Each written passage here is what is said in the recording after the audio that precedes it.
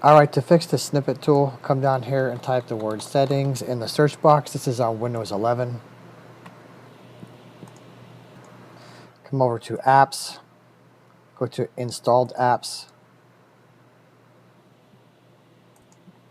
scroll down until you get to snipping tool. You're going to click the ellipsis or the three dots, click advanced options, then scroll down until you get to set default apps. Scroll down till you get to snipping tool.